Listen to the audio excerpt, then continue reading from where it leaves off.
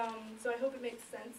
The working title is Nerd Fight. It's absurdist mock sci-fi, and basically all you have to know is that they've all been pulled up into a ridiculous, like, you know, what am I trying to say, energy thing into space, and where they are, like, their imaginations seem to influence what happens to them.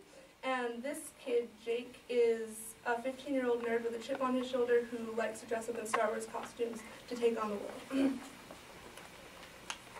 And he's already encountered some of it. I only could be part of it.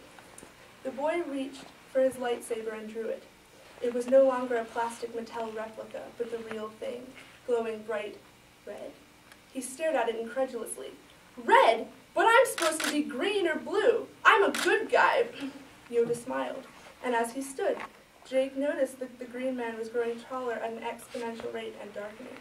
Only his long ears were shrinking. He was being slowly but surely armored in black plastic.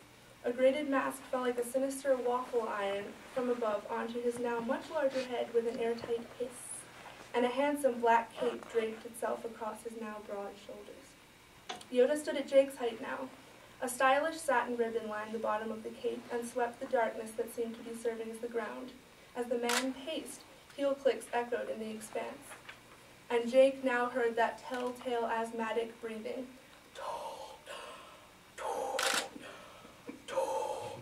As Jake looked slowly like a dramatic camera pan from the figure's heeled boots to the horrible sleek knit, a particularly crescendoing rendition of John Williams' classic Darth Vader theme filled the ether with lots of crashing cymbals reflecting the shocked consternation on Jake's face.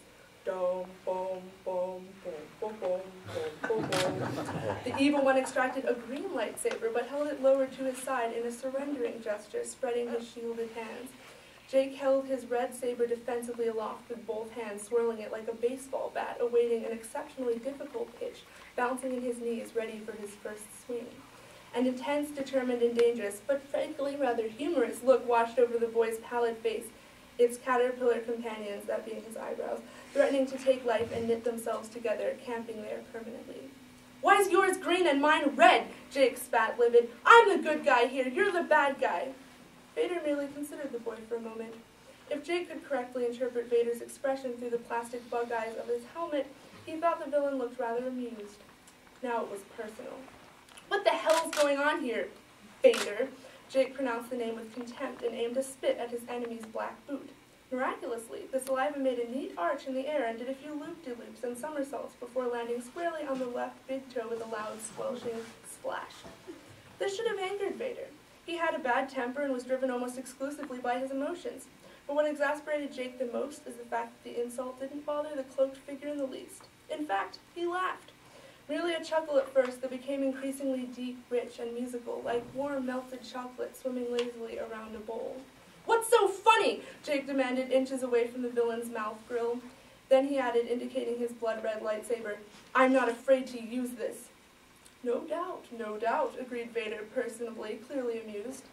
But you're supposed to have the red one!" Jake couldn't let this thought go. The universe was not as it should be, and it perplexed him. Am I, Jake? Who says? Who? Lucas, that's who. Symbolism, that's who. Red for all the blood you shed, green for the Jedi preserving life.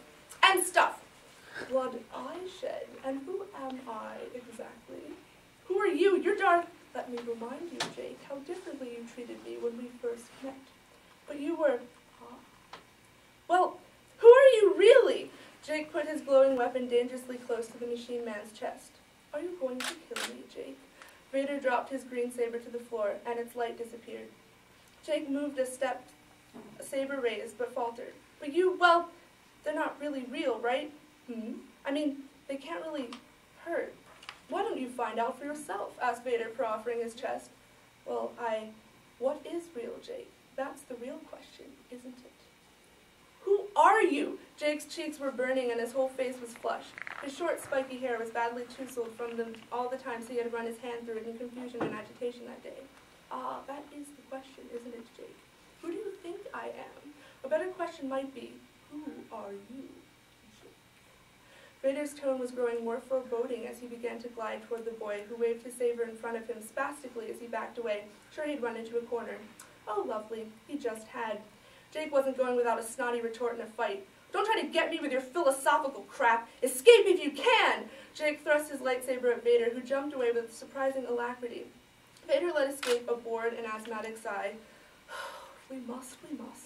He summoned his defensive saber with an outstretched hand, seeping an attitude that said, "This is so easy and boring. You have no idea who you're messing with, and if you really want to do this, so be it, but you might regret the fiery pit of doom you've unleashed." The saber flew into his hand and opened in a practically invisible second. The adversaries flew at one another, Jake using his Mattel training to the best of his ability, but barely even holding off the Dark One, who spun, flipped, maneuvering that sword like D'Artagnan. Far more impressively than he ever had in one of the films, Jake thought, between blows, nearly getting his right ear burned off.